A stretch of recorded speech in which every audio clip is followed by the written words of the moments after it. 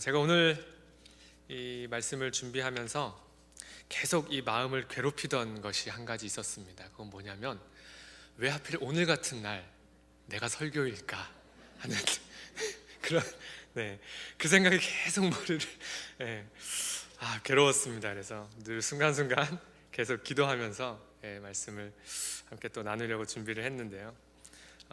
여러분들 오늘 또 투표들 하시고 또 기분 좋은 하루 휴일을 보내셨나요? 네. 그러셨다면 또 오늘 이 밤에도 우리가 또 세상에는 휴일이 있지만, 그러나 사실 우리가 하나님 앞에서 또 말씀을 듣고 혹은 선포하고 또 그 말씀의 길로 나아가는 우리의 신앙의 여정은 결코 빨간 날이 없는 줄 믿습니다. 네, 여러분도 오늘 잘 오셨습니다. 우리 앞뒤 좌우로 보시면서 함께 인사 나누면 좋겠습니다. 잘 오셨습니다.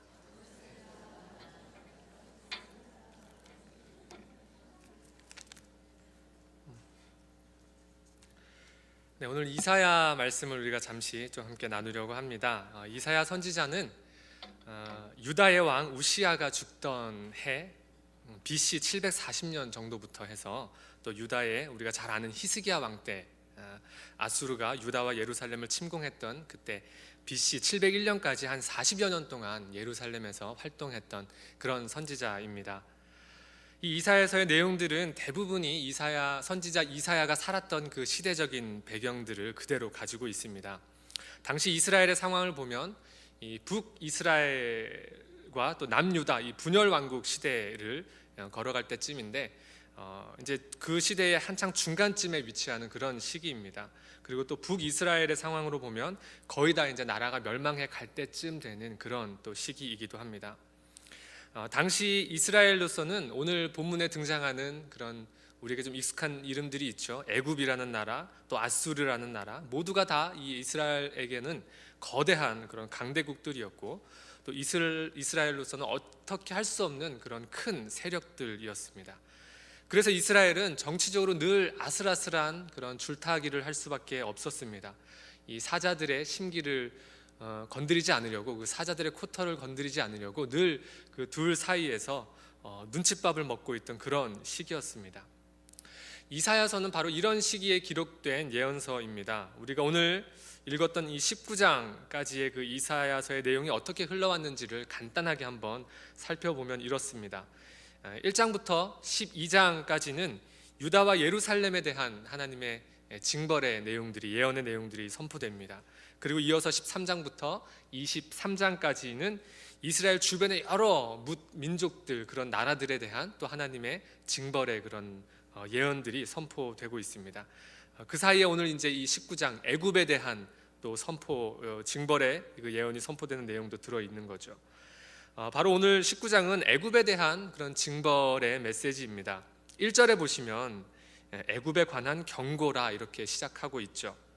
그 내용이 15절까지 쭉 이어지고, 그런데 오늘 우리가 읽은 본문 16절부터 25절까지는 우리가 좀 함께 읽었지만 뭔가 좀 불편한 내용들이 나옵니다.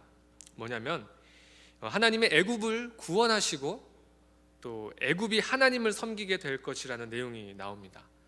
우리가 그냥 알고 있는 기본적인 상식선에서 생각해 본다면 아주 뜻밖의 말씀입니다. 심지어는 24절 말씀에 보니까 이스라엘이 애굽 및 아수르와 더불어 이 셋이 세계 중에서 복이 되겠다라고 하는 내용도 나옵니다. 25절에도 어떻게 표현하고 있냐면 내 백성 애굽, 또 내 손으로 지은 아수르, 이렇게 표현하고 있는 말씀을 보게 됩니다.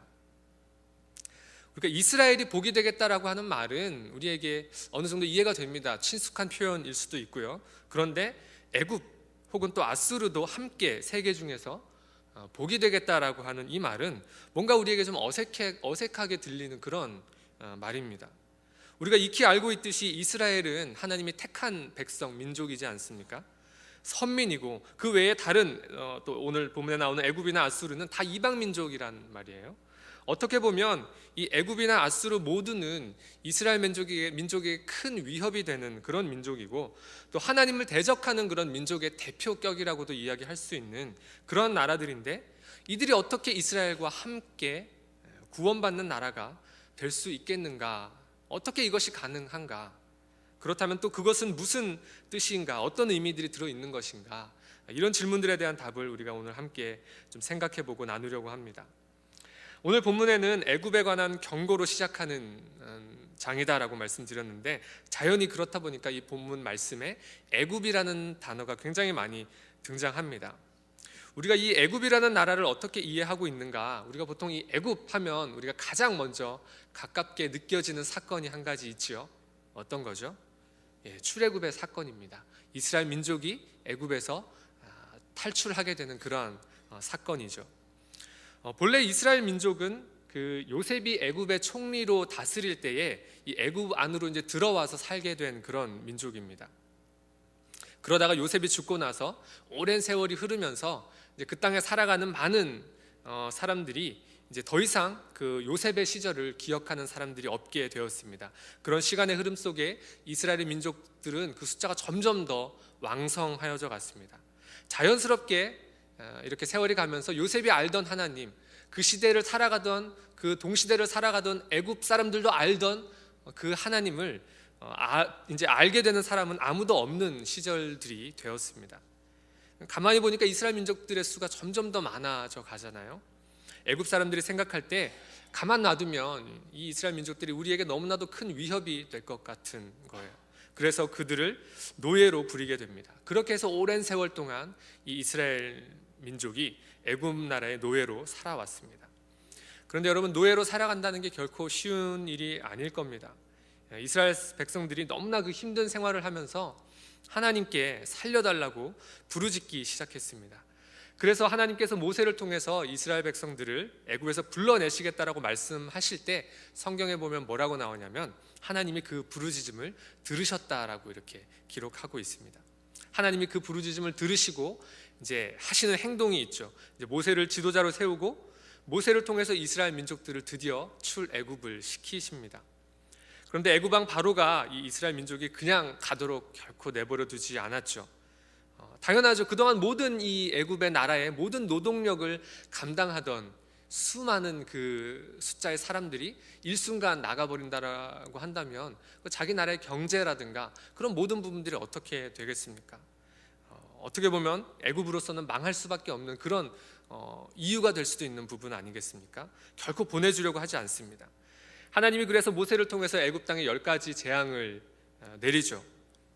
나일 강물이 피로 변하고 또 온 땅에 개구리가 들끓고 또 이가 생기고 또 파리떼가 막 생겨나고 가축이 죽고 피부병에 돌고 우박이 내리고 메뚜기 떼들도 막 난리를 치고 온 천지가 어둠으로 덮이기도 하고, 그리고 결국 마지막에는 그 땅에 모든 처음 난 것들이 죽을 수밖에 없는 그런 이제 재앙들을 겪고 나서야 이 애굽 왕 바로가 이제 이스라엘 민족이 애굽을 나갈 수 있도록 그렇게 허락을 합니다. 그렇게 해서 이스라엘 민족이 이제 우르르 다 나가게 됐는데 애굽이 또 여기서 멈추지 않죠. 끝까지 따라옵니다. 그런데 이 홍해바다 사건을 통해서 애굽의 군대가 완전히 이제 몰살되는 사건들이 일어나죠. 그리고 그제서야 비로소 이스라엘 민족이 이 애굽의 손에서 완전히 벗어날 수 있는 그런 계기가 됩니다. 이런 쭉 역사적인 그런 배경과 이 두 나라 사이에는 그런 사건들이 있었단 말이에요. 이 두 나라 사이에는 결코 지울 수 없는, 잊어버릴 수 없는 그런 사건일 겁니다. 이스라엘은 이스라엘 나름대로, 또 애굽은 애굽 나름대로 이런 사건들은 결코 잊어버릴 수 없는 거죠. 어떻게 보면 또 애굽 입장에서 보면 이 출애굽의 사건은 굉장히 자기들에게 수치가 되고 또 창피함이 되고 그런 사건들이었을 겁니다. 이 이스라엘과 애굽 두 나라는 결코 친할래야 친할 수가 없는 그런 관계에 있었다는 이야기죠. 또 더불어서 하나님이 이스라엘 민족을 이 온 세상에 하나님을 나타내게 하기 위한 그런 민족으로 하나님이 택하셨던 것을 생각해 볼 때 이스라엘 민족의 그 출애굽을 막으려고 했던 이 애굽이라는 나라는 하나님과도 분명한 적대적인 관계에 있는 그런 나라인 것을 우리는 말씀을 통해서 또 성경의 그런 역사들을 통해서 우리가 볼 수 있습니다. 이런 애굽이 하나님의 심판 가운데 놓여진다라고 하는 사실은 어찌 보면 당연한 사실입니다. 그래서 1절부터 15절까지 그 애굽의 심판에 대한 내용들이 쭉 기록되어 있죠. 그런데 우리가 오늘 함께 읽은 이 16절부터는 사뭇 그런 우리의 기대와는 다른 내용들이, 그런 애굽의 모습들이 펼쳐지고 있습니다. 16절 17절에 보니까 하나님에 대한 소문을 듣고 두려워 떠는 애굽의 모습이 그려져 있습니다. 이전의 애굽은 하나님을 두려워하지 않았던 민족입니다. 누가 뭐래도 우리가 충분한 힘을 가진 그런 강대국인데 그들이 하나님을 두려워할 리가 만무했죠. 그런 그들이 그날에 하나님의 심판이 임할 때에 어떤 모습을 보였냐면 부녀와 같이 떨 것이다 라고 이야기합니다. 두려움이라고는 모를 그런 대장부 같았던 삶을 살았던 그런 애굽이 이제는 하나님 앞에서 두려워서 떨고 있는 그 모습이 마치 연약한 부녀자의 모습과도 같다라고 이야기하고 있습니다.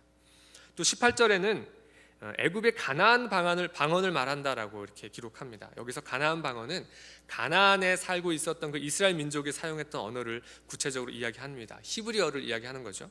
강대국 애굽이 약소국 이스라엘의 언어를 배운다, 그런 이야기입니다. 그들이 하나님의 말씀을 알기 위해서 그렇습니다.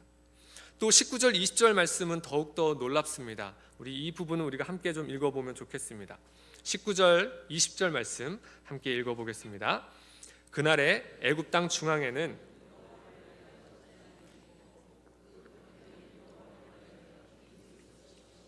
이것이 애굽 땅에서 만군의 여호와를 위하여 징조와 증거가 되리니 이는 그들이 그 압박하는 자들로 말미암아 여호와께 부르짖겠고 여호와께서는 그들에게 한 구원자이자 보호자를 보내사 그들을 건지실 것임이라.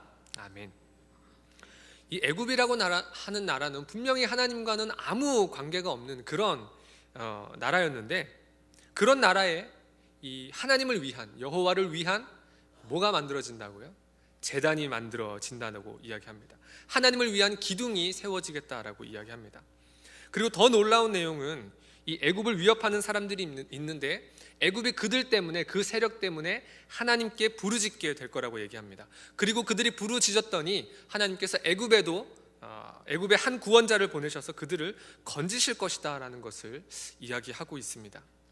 언뜻 이해가 가지 않습니다. 아니, 하나님, 저 애굽이라고 하는 나라는 당연히 망해도 싼 그런 나라인데 저 인간들이 우리 민족에게 어떻게 행했는데 하나님께서 저 사람들을 구원해 주시려고 합니까? 라고 하는, 하나님 말도 안 됩니다 라고 하는 그런 이야기를 할 수 있는 상황이란 말이죠.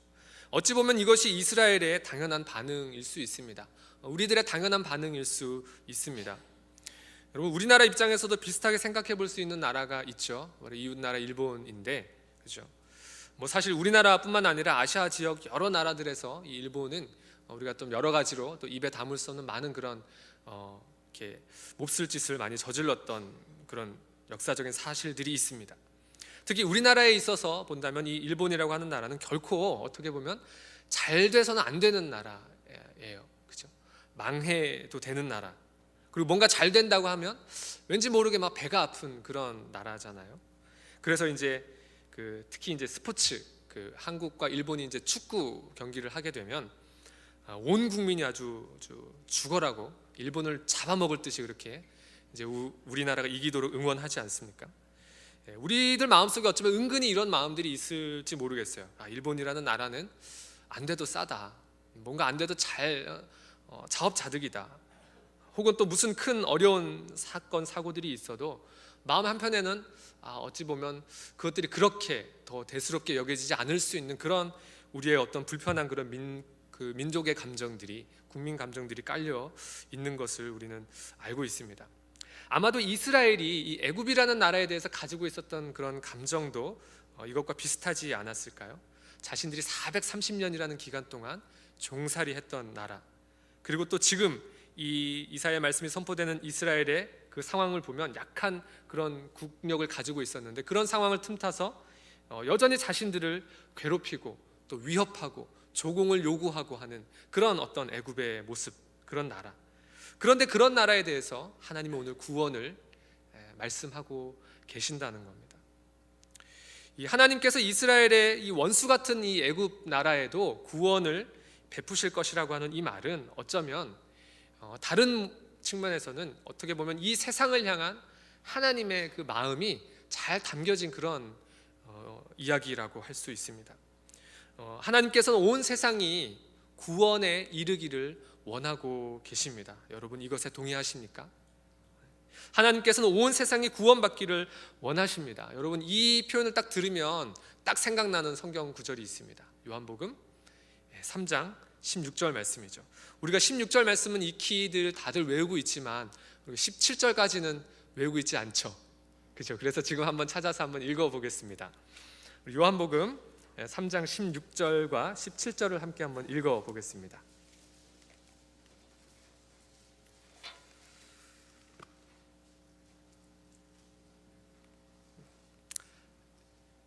함께 읽습니다. 하나님이 세상을 이처럼 사랑하사 독생자를 주셨으니 이는 그를 믿는 자마다 멸망하지 않고 영생을 얻게 하려 하심이라. 하나님이 그 아들을 세상에 보내신 것은 세상을 심판하려 하심이 아니요 그로 말미암아 세상이 구원을 받게 하려 하심이라. 아멘. 이 말씀에 보면 16절에 하나님이 세상을 이처럼 사랑한다라고 말씀하시고 거기에 대한 분명한 증거로 독생자를 주셨다라고 이야기하잖아요. 그리고 믿으면 영생을 얻는다 이렇게 말씀하는데 또 17절에도 이어서 보면 하나님께서 그 아들을 예수 그리스도를 세상에 보내신 것은 왜 보내셨는가? 심판하려는 것이 아니라 그로 말미암아 세상의 구원을 받게 하려 하는 것이다, 이렇게 분명히 말씀하고 있습니다.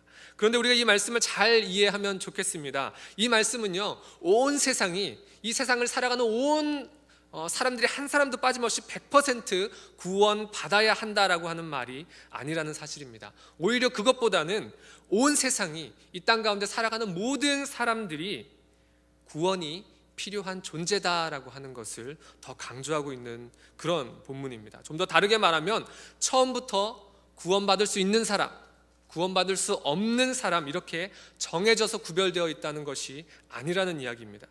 방금 읽은 그 요한복음 말씀 그대로 우리가 예수님을 믿음으로 구원 얻었기 때문에 구원받은 사람으로, 하나님의 백성으로 우리가 구분되어질 수 있는 것이지, 결코 우리가 처음부터 구원받기로 정해져 있는 사람들이 아니라는 사실입니다. 다시 바꿔서 이야기하면 모두가 하나님의 구원을 필요로 할 수밖에 없는 그러한 존재다라는 사실을 이야기하는 겁니다. 그런데 이 구원에 대해서 우리가 자신도 모르게 자칫 잘못 오해할 수 있는 그런 부분들이 있습니다. 바로 뭐냐면 이 구원에 대한, 구원 사건에 대한 어떻게 보면 인본주의적인, 우리의 자기중심적인 그런 생각입니다. 대표적인 원리가 인과율이라고 할 수 있는데요, 이런 말이죠. 모든 결과에는 원인이 있다라고 하는 말이잖아요. 이유가 있다는 거죠. 이 인과율에 우리가 치우쳐서 이 구원 사건을 생각하게 되면 자칫 우리 신앙에 큰 오해가 생길 수 있습니다. 바로 내가 예수 믿고 구원 받았다라고 하는 이 사실이 마치 내가 구원받을 만한 사람이기 때문에, 내가 구원에 이를 만한 충분한 이유와 근거가 있기 때문에 내가 구원을 받았다라고 하는 그러한 것으로 우리가 오해할 수 있다라는 사실입니다. 자기도 모르게 그렇게 생각할 수 있다는 겁니다. 그렇기 때문에, 그래서 먼저 구원의 범주에 들어온 사람들이 아직 구원받지 못한 사람들을 바라볼 때에 잘못된 인식을 가지고 바라볼 수 있습니다. 그들의 어떤 믿지 않는 자들의 죄악된 모습을 바라볼 때, 또 그들의 어떤 잘못 행하는 모습을 바라볼 때, 또 그들이 때로는 복음을 거절하는 분명한 그런 그들의 악을 바라볼 때에도 우리가 때로 그렇지, 너 같은 사람이 무슨 구원을 받겠느냐, 이런 어떤 부정적인 반응을 하게 되는 그런 이유가 바로 구원에 대한 우리들의 잘못된 오해에 있다라고 하는 사실입니다. 너와 나는 애초부터 다르다라고 하는 그런 오해. 여러분, 이게 무서운 겁니다. 나는 나고 그냥 너는 너고, 이제 나는 구원받았으니까 나는 구원받은 백성으로서 그냥 여기서 끝, 당신은 구원받지 못한 사람이라고 하는 그런 구분, 우리에게 분명한 신앙적인 위험이 되는 그런 부분들입니다. 성경은 분명히 이야기합니다. 이스라엘은 처음부터 이스라엘이 아니라 하나님이 구별하여서 선택하셨기 때문에 이스라엘이 되는 겁니다. 다시 말하면 죄 아래에 있던 사람들, 죄의 노예로 살아가던 그 사람들을 죄로부터 구원해내는 것이 구원 사건인 겁니다. 구원받았기 때문에 하나님의 자녀로, 하나님의 백성으로 구별되는 겁니다. 이것을 좀 더 분명히 이야기하자면, 여러분, 구원이라고 하는 이 사건은요, 차별이 아닙니다. 회복입니다. 구원은 애초부터 구별된 사람들, 애초부터 하나님으로부터 하나님의 편으로 분류된 그 사람들을 위한 사건이 아니라는 겁니다. 본래 심판과 죽음에 이를 수밖에 없는 그런 존재들에게 하나님이 은혜를 베푸셔서 예수 그리스도를 믿는 그 믿음으로 나아갈 때 하나님이 그 사람들을 하나님의 백성으로, 하나님의 자녀로 회복시켜 주신다라는 것이 구원의 사건인 것입니다. 여러분, 예수님이 이 땅에 오셔서 십자가를 지시고 죽으시고 부활하시고 승천하신 그 모든 사건들이 우리가 익히 잘 알고 있는 복음서에 기록되어 있습니다. 복음서는 다시 말해서 예수님이 이 땅 가운데서 오셔서 행하신 그 모든 예수님의 행적들이 담겨진 책인데, 여러분 한번 쭉 한번 요약해 보십시오. 예수님이 이 땅 가운데 오셔서 하셨던 일이 무엇입니까? 병자들을 고치죠. 귀신 들린 자를 쫓아내시죠. 그리고 심지어는 죽은 자까지도 살려주시죠. 그리고 또 한 가지 우리가 재밌게 읽을 수 있는 부분이 아주 또 많은 부분을 차지하는 부분인데, 이 땅에 오셔서 서기관들과 바리새인들을 아주 욕하셨던 그런 모습들도 우리가 분명히 볼 수 있습니다. 복음서에 많이 나옵니다. 이 모든 것들을 한번 요약해서 보면 뭐냐면 이런 것들을 보여줍니다. 우리의 형편을 보여줍니다. 우리가 우리 죄악 가운데 있는 그런 죄악 아래에 무기력하게 어떻게 보면 파멸만을, 죽음만을 기다릴 수밖에 없는 그런 희망이 없는 존재임을 우리들에게 보여주는 그런 사건들입니다. 그런데 또 서기관 바리새인들은 자기들은 저 사람들과는, 저 죄인들과는 다르다라고 믿었지 않습니까? 그 사람들은 모든 면에서 이스라엘의 모범이 되는 사람들이었음에도 불구하고 예수님은 그들에게 아주 신랄하게 비판을 넘어서서 아주 욕을 하셨잖아요, 그죠? 그들이 아무리 종교적으로 모범이 되는 사람들이라고 해도 그들 마음의 자리가, 그들의 삶의 자세와 태도가 나는 마땅히 구원받을 만한 사람이야 라고 하는 그런 착각 가운데 있었다고 한다면 그들은 당연히 여전히 구원과는 거리가 먼 사람들이다 라고 하는 사실을 예수님이 우리에게 보여주고 계시는 겁니다. 우리가 예수님의 공생애들을 통해서 분명히 밝히 볼 수 있는 것은 우리 모두가 한 사람도 예외 없이 결코 스스로는 우리의 문제들, 죄의 문제들, 병의 문제들, 죽음의 문제들 우리가 결코 이겨낼 수 없는 그런 존재다라고 하는 것을 보여주는 겁니다. 결코 우리 스스로는 하나님과의 관계를 회복할 자가 없다라고 하는 것을 보여줍니다. 멸망만이 있고 비극만이 있고 절망만이 있을 수밖에 없는 그런 존재라는 것을 보여줍니다. 거기서 예수님이 우리를 구원해 주시는 겁니다. 예전에 제가 고등학교 다닐 때 일이었던 걸로 기억합니다. 아직까지 기억하고 있는 이유가 있습니다. 당시에 이제 교회에 친하게 지내던 청년부 형이 있었습니다. 그 형이 어떤 면에서는 굉장히 좀 이렇게 특심하다고 해야 될까? 있고 막 믿음이 있고 굉장히 좀 특별한 그런 부분들을 가지고 있었어요. 어떤 면이 좀 특별했는가 하면 같이 이제 이렇게 같이 이것저것 활동하다가 이제 같이 길을 가다가 그 교회 주변에 이제 같이 이렇게 골목길을 같이 걸어가다가 이런 일들이 있었어요. 가다가 이제 그 당시만 해도 보통 주택가 골목에 이렇게 이런 마크 해가지고 이제 점집들이나 그리고 보살집들이나 이런 게 굉장히 좀 많이 있었어요. 요즘 같은 경우는 이제 한쪽에만 다 이렇게 모여서 있지만 이제 그때만 해도 그냥 골목들에 이제 심심찮게 이렇게 그런 것들을 볼 수 있었습니다. 그런데 같이 지나가다 보면 꼭 그 형이 그런 집들을 막 손가락질하면서 가리키면서 막 이렇게 열변을 토하던 그런 얘기가 있었어요.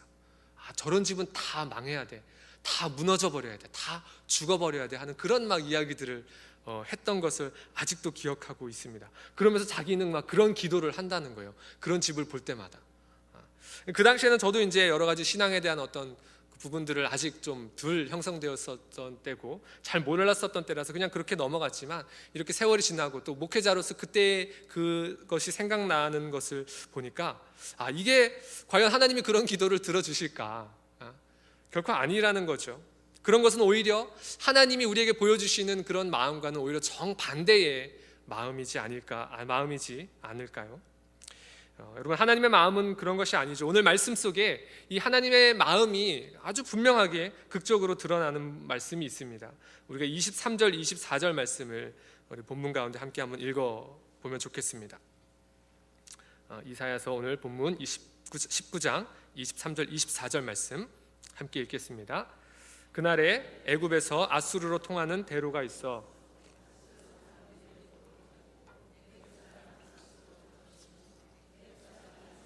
함께 경배하리라. 그날에 이스라엘이 애굽 및 아수르와 더불어 셋이 세계 중에 복이 되리니. 아멘.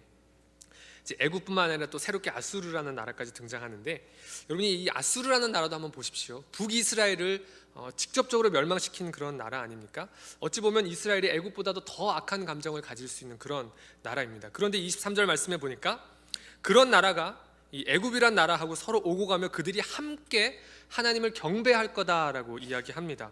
그리고 심지어는 24절에 이스라엘이 애굽 및 아수르와 더불어 셋이 세계 중에 복이 될 거다라는 이야기까지 하고 있다는 거죠. 여러분, 이것이 바로 하나님께서 이 세상 가운데 하시고자 하는 일이라는 겁니다. 하나님을 모르는, 하나님을 대적하는 그 사람들까지도 하나님을 알게 되는 그러한 일을 하나님이 하시고 싶어 하십니다. 그리고 그들이 하나님을 예배하게 되는 것, 그래서 그들이 하나님의 복이 되는 것. 그런데 여러분, 이 일이 이루어지게 되는 중요한 어떤 키가 되는 부분이 하나 있습니다. 23절 앞부분을 다시 한번 여러분 보십시오. 그날에 애굽에서 아수르로 통하는 대로가 있어, 이렇게 말씀합니다. 여러분, 이 대로가 있기 때문에 애굽에서 하나님을 알고 하나님께 예배하는 사람들이 아수르로 갈 수 있게 되었고요. 그래 또 아수르에 있는 사람들이 애굽으로 들어와서 함께 하나님을 알고 예배할 수 있게 되었다는 것을 보여줍니다. 여러분, 우리가 이 사실을 잘 이해하게 되면 우리가 세상을 보는 눈이 달라지게 됩니다. 내 옆에 있는 사람을 보는 눈이 달라지게 됩니다. 이 세상에서 일어나는 여러 가지 많은 일들을 바라보는 눈이 달라지게 됩니다. 특별히 예수님을 믿지 않는 사람들을 바라보는 눈이 달라지게 됩니다. 여러분, 그 사람들이 결코 처음부터 망하기로 작정된 사람이거나 심판받기로 작정된, 멸망하기로 작정된 사람들이 아니라는 것을 우리가 기억하면 좋겠습니다. 그들 모두도 구원이 필요한 사람이라는 것을 우리가 기억하면 좋겠습니다. 그래서 우리의 눈이, 우리의 살아가면서 삶의 자리에서 우리가 바라보는 시선들이 구원이 필요한 사람들, 구원이 필요한 이 세상, 구원이 필요한 어떤 나라들, 구원이 필요한 어떤 특별한 상황 가운데 있는 사람들을 우리가 바라볼 수 있게 되기를 소망합니다. 여러분, 그렇다면 어떻게 그들에게 구원이 있습니까? 이 대로가 무엇입니까? 바로 예수 그리스도인 거죠. 여러분, 이 예수 그리스도가 바로 오늘 본문 말씀의 대로가 됩니다. 큰 길이 되는 겁니다. 여러분, 하나님께서는 죄로 죽어야만 하는 이 온 세상 가운데 죄로 죽을 수밖에 없는 모든 사람들에게 이 예수 그리스도라고 하는 큰 길을 우리 가운데 내어주셨습니다. 이것이 왜 큰 길인 줄 아십니까? 이 땅에 살아갔던 모든 사람들, 지금 살고 있는 모든 사람들, 또 앞으로 살아갈 그 모든 사람들, 그 모든 죄인들에게 생명의 길을 제시해 줄 만큼, 그 모든 사람들의 그것을 담아낼 만큼 큰 길이라고 하는 사실입니다. 우리가 이런 하나님의 마음, 이 세상을 향한 그런 하나님의 마음을 우리가 안다면, 먼저 믿은 우리가, 먼저 구원의 범주 안에 들어와 있는 우리들이 여러분 어떻게 살아가야 할 것인가 라고 하는 것은 분명한 우리에게 가르침이 될 것입니다. 여러분, 우리가 예수 그리스도를 모르는 사람들에게 이 예수 그리스도라고 하는 큰 길을 가르쳐 줄 수 있는 삶을 살아가면 좋겠습니다. 그리고 그들도 구원에 이를 수 있는 그런 큰 길로 접어들 수 있도록, 예수 그리스도에게로 나아올 수 있도록 안내하는 그런 사람들이 되기를 소망합니다. 오늘 말씀의 제목이 하나님의 마음을 가진 안내자입니다. 이 온 세계 열방을 향한 그 하나님의 마음, 지금 오늘도 예수 그리스도라는 그 큰 길이 있지만, 그러나 그것을 보지 못하고 알지 못하고 죽음 가운데 내몰리고 있는 그 수많은 사람들을 우리가 하나님의 마음을 가지고 바라볼 수 있기를 원합니다. 그들을 예수 그리스도에게로, 이 하나님의 마음을 가지고 안내할 수 있는 그러한 삶을 살아가는 저와 여러분이 될 수 있기를 주님의 이름으로 축복합니다.